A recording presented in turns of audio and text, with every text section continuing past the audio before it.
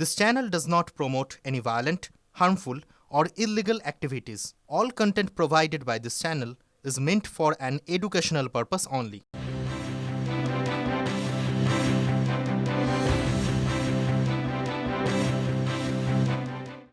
বাংলাদেশের সবার আস্ফালন থাকবে না, অবস্থা পাকিস্তানের মতো। একটা রাফাল ঘুরিয়ে দিলেই আর ঘর থেকে বেরোতে পারবে না। কে বলছেন? এই কথা বলছেন বিজেপি বিধায়ক। তিনি বলছেন যে অশোক কীর্তনিয়ার বক্তব্য যে ওদের যদি একটা রাফাল ওদের সামনে রাফাল করে তাহলে ওদের অবস্থা পাকিস্তানের মতো হবে। সার্জিক্যাল স্ট্রাইকের পক্ষে জোর সওয়াল করেছেন আরেক বিজেপি বিধায়ক অসীম সরকার। আমরা যে মেসেজটা দিতে এসেছি ইউনুসকে, মৌলবাদী ইউনুসকে, যে পাকিস্তানকে যেভাবে সবক শেখানো হয়েছে আপনাকে সেইভাবে সবক ভারতীয় সনাতনী হিন্দুরা শেখাবে।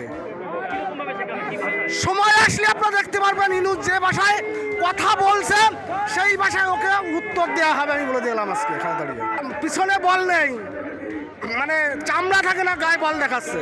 ওদের একটা কানে থাবা দিলে ওরা এমনি সোজা হয়ে যাবে। ওদের শুধু কানে থাবার দরকার। যেসব চ্যাংড়া ছেলেবেলে আছে না, নেতা, এনসিপির নেতা, ওদের কানে থাবলালে কানে থাবা দিলে ওরা সোজা হবে।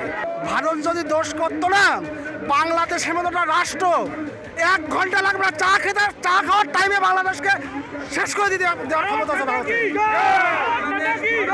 যে লাফালাফি করছে না, একটা রাফাল যদি ঘুরিয়ে দেওয়া হয় না উত্তর পূর্ব অঞ্চলে, এমনি দেখবেন ঘরে ঢুকে গেছে। 7 সিস্টার বললাম না, চা খেতে খেতে বাংলাদেশ দখল করে নিতে পারে ভারত। চা খাওয়ার টাইমে ভারত দখল করে নিতে পারে বাংলাদেশ। শুনে নিন, আপনারা বলে দিলাম। ওপার বাংলায় যেভাবে হিন্দুদের উপর অত্যাচার হচ্ছে সেই ভারত ভাগের পরের থেকে, তারপরে বঙ্গবন্ধু শেখ মুজিবুর রহমান আসার পরে তারা শান্তিতেই ছিল। আবার সেই রাজাকারের হাতে চলে গেছে বাংলাদেশ। দীপু দাসকে যেভাবে জ্যান্ত পুড়িয়ে মারা হলো, তার মা এবং তার বোনকে যেভাবে গণধর্ষণ করা হলো, আর ওরা বলছে আল্লাহর নামে কটূক্তি করলে নাকি এইভাবে তাদের মেরে ফেলা হয়। তারই প্রতিবাদ আমরা করবার জন্য সনাতনী ঐক্য মঞ্চ থেকে আমরা এসেছি বর্ডারে বার্তা দেওয়ার জন্য। এইভাবে চলতে থাকলে আমি বলবো ভারত সরকার, কেন্দ্রীয় সরকারের উচিত এক্ষুনি যেমন পাকিস্তানে সার্জিক্যাল স্ট্রাইক করেছে, বাংলাদেশের সার্জিক্যাল স্ট্রাইক করে ওই উগ্রপন্থীদের সমূলে ধ্বংস করে দেওয়া উচিত। আর সীমান্তবর্তী এলাকায় এভাবে বিক্ষোভ দেখানো হয়েছে দীপু দাসকে হত্যার প্রতিবাদে। এবার আমরা দেখাবো যে ফুলবাড়ি এলাকা, যেটা একেবারে সীমান্তবর্তী এলাকা, সেখানেও বিক্ষোভ দেখানো হয় এবং বিক্ষোভের ক্ষেত্রে বিক্ষোভকারীদের হাতে জাতীয় পতাকা ছিল। প্রতিবাদ আর স্লোগানে মুখর হয়ে ওঠে এই সীমান্তবর্তী এলাকা।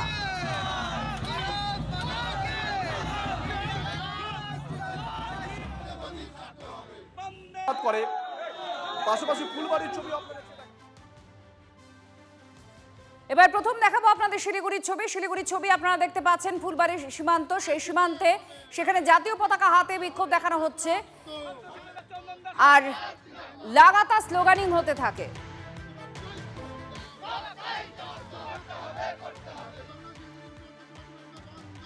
আমি একদম দেখাবো বাংলাদেশের ট্রাক আটকে বিজেপির তরফে বিক্ষোভ, জাতীয় পতাকা হাতে নিয়ে ফুলবাড়ি সীমান্তে বিজেপির কর্মী সমর্থকরা হাজির হয়েছেন এবং ট্রাক, ঢাকার যে ট্রাক, ঢাকার নাম্বারযুক্ত বাংলাদেশের যে পণ্যবাহী ট্রাক, সেই ট্রাকের মাথায় জাতীয় পতাকা নিয়ে বিজেপির কর্মী সমর্থকরা উঠে পড়েছেন। গোটা বাংলাদেশ জুড়ে হিন্দুদের উপরে যেভাবে অত্যাচার হচ্ছে, প্রতিনিয়ত হিন্দুদের বাড়ি ঘর দুয়ার সব কিছু চালিয়ে দেওয়া হচ্ছে, হিন্দু মা বোনদেরকে রেপ করা হচ্ছে এবং ধর্ষণ করে ফেলে দেওয়া হচ্ছে, তারই প্রতিবাদে আমাদের দাবি বাংলাদেশের জিনিস বয়কট করুন এবং বাংলাদেশের ট্রাক যেন ভারতবর্ষে না ঢোকে।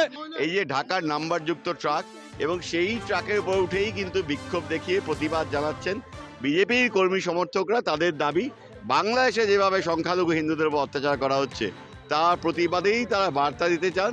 এইভাবে বিক্ষোভ দেখাচ্ছেন ভারত বাংলাদেশ সীমান্তের ফুলবাড়িতে। যেভাবে হিন্দুদের উপরে অত্যাচার হচ্ছে বাংলাদেশে, তাদেরকে ঘর থেকে তাদের মেয়েদেরকে টেনে বের করে ধর্ষণ, তাদের বাড়িতে আগুন ধরিয়ে দেওয়া, তাদের ছেলেদের উপর অত্যাচার করা, এ রয়েই গেছে। এ কোনো রকম পরিবর্তন হচ্ছে না, আজ পর্যন্ত কোনো পরিবর্তন নেই। তাই আমরা এখানে বসে দাবি জানাচ্ছি বাংলাদেশে সমস্ত রকম আনাজ পাঠানো বন্ধ করতে হবে। তাদের শিক্ষা ব্যবস্থা, এখানে এসে শিক্ষা নেওয়ার সমস্ত ব্যবস্থা বন্ধ করতে হবে। হাই কমিশনে একটা ডেপুটেশন দিতে গিয়েছিল, সেই ডেপুটেশনটা তাকে দিতে না দিয়ে সেই সাধু সন্তগুলোকে এমন করে মারা হলো। হিন্দু সংগঠন থেকে বিভিন্ন কার্যকর্তারা গিয়েছিলেন, তাদেরকে এমন করে মেরে হাত পা ভেঙে দেওয়া হলো, রক্তপাত ঘটানো হলো, যা চিন্তার বাইরে। এটা কি ইউনূস সরকারের থেকে কোনো আলাদা সরকার মনে হচ্ছে? আমার মনে হচ্ছে না যে মমতার সরকার এবং ইউনূসের সরকার একই। কেন্দ্রীয় সরকার, বিদেশ মন্ত্রক, তারা বাংলাদেশকে কড়া বার্তা দিক, তারা কমিউনিকেট করুক, কোনো অ্যাকশন নেওয়ার থাকলে তারা নিক। তারা নীরব, কার্যত নীরব, একটা ওই কি ধরনের একটা বিলম্বিত নরম বিবৃতি ছাড়া। আমি জানি আপনাদের মধ্যে ঝগড়া আছে, কিন্তু অন্তত তাহলে এই ইস্যুতে শ্রমিক ভট্টাচার্য, শুভেন্দু অধিকারী, দিলীপ ঘোষ, সুকান্ত মজুমদার, আপনারা একসঙ্গে গিয়ে প্রধানমন্ত্রীকে বলুন ব্যবস্থা নিতে। আপনি পশ্চিমবঙ্গের রাস্তাঘাটে বিক্ষোভ করে আপনার লাভটা কি হচ্ছে? স্পষ্ট হয়ে যাচ্ছে যে কেন্দ্র ব্যবস্থা নিচ্ছে না বাংলাদেশের ঘটনায়, আর বিজেপি এই দুর্ভাগ্যজনক ঘটনাগুলোকে ধর্মীয় ভেদাভেদের রাজনীতি হিসেবে ভোটে কাজে লাগাতে চাইছে। এটা তো মোস্ট আনফরচুনেট।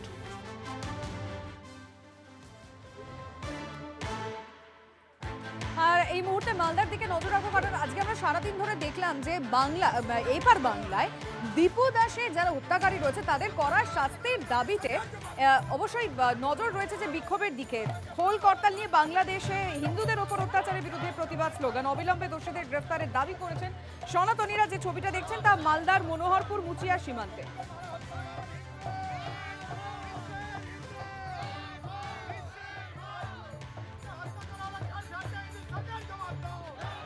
সনাতনী জাতীয়তাবাদীদের তরফ থেকে আরও একটি বিক্ষোভ আন্দোলন করা হয়, সেটা হচ্ছে ঘোজাডাঙ্গা। শুভেন্দু অধিকারীর ঘোষণার পরে বাংলাদেশ সীমান্ত অবরুদ্ধ করলো এই সনাতনী জাতীয়তাবাদী মঞ্চ। ঘোজাডাঙ্গায় বাংলাদেশগামী ট্রাক আটকে বিক্ষোভ দেখানো হয় দীপু দাসের হত্যার প্রতিবাদে। প্রতীকী অবরোধে এই সনাতনী জাতীয়তাবাদী মঞ্চ। এর পাশাপাশি আপনাদের হাওড়ার ছবি দেখাবো, যেটা বেশ উত্তপ্ত একটা পরিস্থিতি তৈরি হয় হাওড়ায়। বাংলাদেশে দীপু দাসকে হত্যার প্রতিবাদেই এবার বাংলায় যে বিক্ষোভের টুকরো ছবি আপনারা দেখছেন, তার মধ্যে হাওড়ায় পরিস্থিতি যথেষ্ট বেগতিক হয়ে যায়। ব্রিজে ওঠার মুখে ব্যারিকেড দিয়ে আটকে দেওয়া হয় মিছিল, আর সেই সময় একটা ধস্তাধস্তির মতো পরিস্থিতি তৈরি হয়। হাওড়া ব্রিজ, এখানে কিন্তু বিজেপি কর্মীরা তারা অবরোধ করার চেষ্টা করছে। আমি একটু দেখাবো পেছনের ছবিটা, অর্থাৎ দেখো হাওড়া ব্রিজের ঠিক আগে যে রাস্তাটা আছে, অর্থাৎ যে রাস্তা দিয়ে হাওড়া ব্রিজে ওঠা যায়, বিজেপির কর্মীরা তারা কিন্তু সেখানে জমায়েত হয়ে হাওড়া ব্রিজে দিকে ওঠার সময় কিন্তু এখানে পুলিশের ব্যারিকেড করে দেওয়া হয় এবং সেই ব্যারিকেড করে তাদেরকে আটকে দেওয়া হয়েছে। তবে দেখো বেশ কয়েকজন বিজেপির প্রতিনিধি তারা কিন্তু এই মুহূর্তে হাওড়া ব্রিজের ঠিক সামনে সেখানে কিন্তু তারা চলে এসেছেন এবং এখানে তারা কিন্তু বিক্ষোভ প্রদর্শন করছে। কর্মসূচি আটকাবার জন্য কিন্তু হাওড়া পুলিশের তরফ থেকে প্রচুর পুলিশ মোতায়েন করা হয়েছে এবং যারা বিজেপির কর্মীরা রয়েছেন তারা এখানে স্লোগান দিচ্ছে। তবে দেখো পুলিশের তরফ থেকে দেখতেই পাচ্ছ একদিকে যেমন হাওড়া পুলিশের র্যাফও কিন্তু নামানো হয়েছে। बांग्लादेश में हिंदुओं को चुन चुन के मारा जा रहा है, हत्याएं कर रही है, हत्या भी नहीं, हिंदू को पकड़ा जाता है, अकारण उसको पीटा जाता है, उसको फांसी दिया जाता है, उसको जलाया जाता है और ये पूरा सार्वजनिक पूरी दुनिया के सामने दिखाया जा रहा है। हिंदुओं का एकमात्र आश्रय है भारत। अगर भारत भी इसका विरोध नहीं करेगा तो कौन करेगा? आज एक हिंदू होने के नाते हम लोग यहाँ पर यूनिस का पुतला जलाने के लिए आए थे, लेकिन यहाँ की पुलिस का रवैया बांग्लादेश के पुलिस से भी खतरनाक है। किसी कीमत पर ये बांग्लादेश के खिलाफ आंदोलन नहीं करने देंगे। আজকে সাগরের শহর থেকে শুভেন্দু অধিকারী কি বলেছেন জানেন? তিনি বলেছেন 4 মাস পর আর তৃণমূল থাকবে না। যেভাবে লালেদের উৎখাত করা হয়েছিল, মানে লাল বদলে ছিল, আর এবার তৃণমূলকে বদলে গেরুয়াকে আনবো, হুঙ্কার বিরোধী দলনেতা। লালকে তেরঙ্গা আমি করেছিলাম, আর গেরুয়া আপনাদের নিয়ে 4 মাস পরে আমরাই করব। আমি এই অফিসারদের থেকেও বড় বড় মাতব্বর অফিসারদের দেখেছি যারা 11-র আগে আমাদের সঙ্গে এই ব্যবহার করত, 11-র পরে স্যালুট দিত। ঠিক 4 মাস পরে মমতা মুখ্যমন্ত্রী থাকবে না, তৃণমূল থাকবে না, তৃণমূল থাকবে না। মুসলমানরা সব নৌসাদ আর হুমায়ুনের দিকে, আর হিন্দুরা আদিবাসীরা সব মোদিজির দিকে। তোমার জালও যাবে, গামছাও যাবে, তৃণমূলের জালও যাবে, গামছাও যাবে। দীপু দাসের হত্যার বদলা চান কিনা? আর একটাও পশ্চিমবঙ্গে যাতে দীপুর মতো না হন, হ্যাঁ কিনা? চান না তো? নওশাদ আর হুমায়ুন যে শুভেন্দু অধিকারী বিজেপির দালাল, ওটা উনি নিজেই প্রমাণ করেছেন, আমাদের বলতে হলো না। আমরা যেটা অভিযোগ করছিলাম উনি নিজে সেই অভিযোগকে অ্যাটেস্টেড করে দিলেন। আর দ্বিতীয় কথা, শুভেন্দু অধিকারী সাগরে গিয়ে বক্তব্য রেখেছে, ভালো করেছে, কারণ ওর সাগরে যাওয়াটা প্র্যাকটিস রাখতে হবে। এই বিধানসভা নির্বাচনের আগে লোকসভায় 18 থেকে 12তে নেমেছে, শুভেন্দু থোবরাটা সামনে দেখতে পেয়েছে বলে। আর যত সাগরে যাবে তত তাড়াতাড়ি বাংলার মানুষ ওকে এবং বঙ্গ বিজেপিকে গঙ্গাসাগরে নিক্ষিপ্ত করবে। তার জন্য এখন থেকেই সাগরে যাওয়া প্রস্তুত রাখুক, প্র্যাকটিস রাখুক। বাংলার মানুষ যারা বাংলার বৈধ ভোটারদের নাম বাদ দিয়েছে, যারা বাংলার আবাসের টাকা বন্ধ রেখেছে, যারা বাংলার 100 দিনকে বঞ্চনা করেছে, তাদেরকে গঙ্গাসাগরেই নিক্ষিপ্ত করবে। তার জন্য এখন থেকেও সাগরে যাওয়াটা প্র্যাকটিস রাখা ভালো।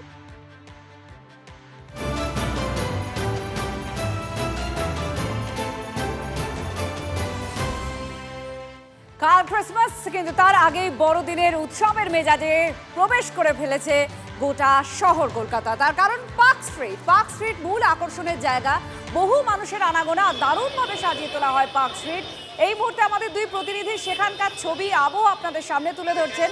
আমাদের দুই প্রতিনিধি রয়েছেন আমাদের সঙ্গে, আমার সহকর্মী সম্প্রীতি রয়েছে পার্ক স্ট্রিট থেকে, আর অ্যালেন পার্ক থেকে আমার অপর সহকর্মী তনিষ্ঠা রয়েছে। তো প্রথমে একটু তনিষ্ঠাকে দিয়ে শুরু করি। তনিষ্ঠা, অ্যালেন পার্ক দারুণভাবে সাজানো হয়, ছোট্ট একটা জায়গা, কিন্তু তার জন্যও প্রচুর মানুষ আসেন দেখার জন্য। এই মুহূর্তে তোমার চারপাশের ছবিটা কিরকম রয়েছে? একদম তাই আত্রি, তুমি যে কথা বললে যে অ্যালেন পার্ক আজ সুন্দর করে সাজানো হয়। অ্যালেন পার্ক সাজানো তো হয়েছে, কিন্তু আমি সবার জন্য একটু জানিয়ে রাখবো, অনেকেই আসছেন মন খারাপ নিয়ে ফিরে যাচ্ছেন, কারণ এখানে লেখাও রয়েছে সেটা যে 24 তারিখ, 25 তারিখ এবং 31 তারিখ এই 3 দিন বন্ধ থাকছে অ্যালেন পার্ক, এবং সেই মতোই বন্ধ রয়েছে অ্যালেন পার্ক। তবে অ্যালেন পার্কের আশেপাশে প্রচুর সাজানো রয়েছে সুন্দর করে। আমি একটা বড় ক্রিসমাস ট্রি এখানে সাজানো হয়েছে, যেটা দেখাতে চাইবো। সেটার জন্য মানুষজন আসছেন এখানে, রীতিমতো এখানে ছবি তুলতে আসেন। এখানে বেশ কিছুজন রয়েছে, আমি একটু কথা বলবো, একটু ট্রাই করবো। আচ্ছা, কোথা থেকে আসা হয়েছে? সোদপুর থেকে। সোদপুর থেকে এই আজকে মানে এই ডেকোরেশন দেখার জন্য? হ্যাঁ, একদম একদম, মানে প্রত্যেক বছর আসা হয় না, আগের বছরও বাদ গেছিল, তো এই বছর আসা হয়েছে। By the way, you are looking very pretty. আর মানে কেমন লাগছে এরকম ক্রিসমাস ট্রি এর সামনে? খুবই গ্লোরিয়াস, খুবই সুন্দর করে সাজানো হয়েছে, খুবই ভালো লাগছে। ওকে, তো বুঝতেই পারছো আত্রি যে ঠিক এই কারণে, এবং এখানে শুধুমাত্র একজন না, আরও প্রচুর অনেক মানুষজন এসেছেন। তারা আসছেনই মেইনলি এই কারণের জন্যই, তারা আসছেনই মেইনলি এই ছবি তোলার জন্য। সুন্দর সুন্দর সান্তা টুপি পরে আমি দেখতে পাচ্ছি অনেকজন আসছেন, সবাই ছবি তুলছেন, ক্যামেরা বন্দি করছেন, মুহূর্তটাকে বন্দি করছেন। এখানে আরো একটা গ্রুপকে আমি দেখতে পাচ্ছি, আরো একবার কথা বলি। তোমরা কি ফ্রেন্ডস, বন্ধুরা? ফ্রেন্ডস। আচ্ছা, আজকের দিনটা বেছে নেওয়া কি সেলিব্রেশনের জন্য?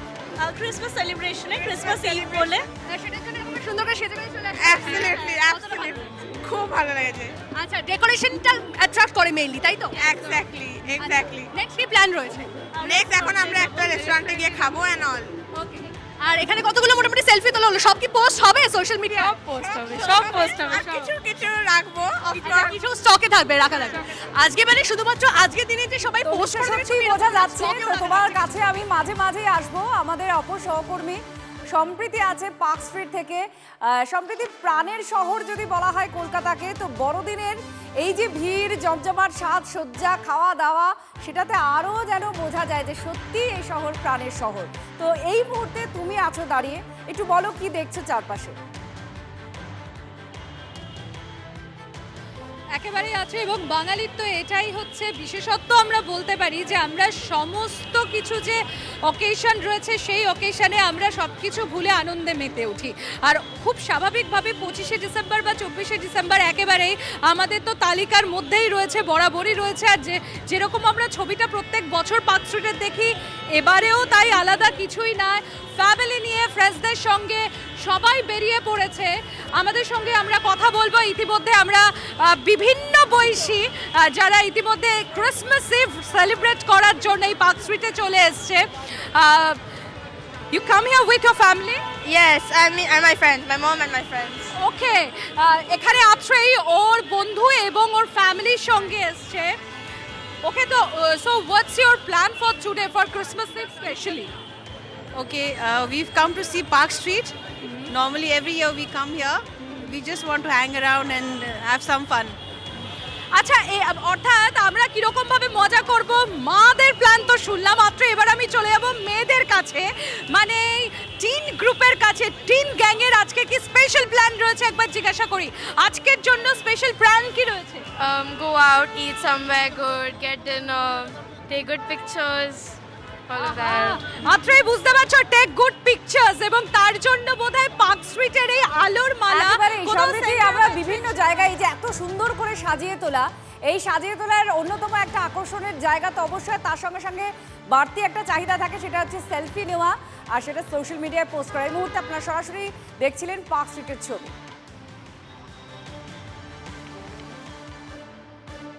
বড়দিনের আগে একটা বড় উপহার, ছবি দেখুন, তারপর আপনাদের আমরা দেখাবো যে এই বড় উপহার কেন বলছি। দেখেছেন সুন্দরবনে দক্ষিণ রায় দর্শন পেয়েছেন পর্যটকরা, তাদের ক্যামেরাতেই বন্দী হয়েছে এই অসাধারণ ছবি। বারবার পর্যটকরা সুন্দরবনে যান এই একটাই কারণে, যে বাঘের দেখা পাওয়া। হেরোডাঙ্গা জঙ্গল, সেই জঙ্গল লাগোয়া এটা এলাকা, নদীর চরে বাঘটি হাঁটছিল, লঞ্চে করে দাঁড়িয়েই ছিলেন পর্যটকরা, যদি দেখা যায় দক্ষিণ রায়ের দেখা পাওয়া যায়। তারপরে দীর্ঘক্ষণ ধরেই তিনি দেখা দিলেন। এত কাছ থেকে এইভাবে বাঘ দেখতে পেয়ে খুব স্বাভাবিক পর্যটকরা উচ্ছ্বসিত, সেই ছবি এবার আপনাদের সামনেও। এই জায়গা সুন্দরবনের হেরোডাঙ্গা, অপেক্ষা করছিলেন পর্যটকরা যদি বাঘের দেখা পাওয়া যায়। তো সেই অপেক্ষার অবসান, এবং শুধু নামমাত্র সময়ের জন্য যে সে নদীতে এসেছিল তা নয়, একটা দীর্ঘ সময় সে ছিল।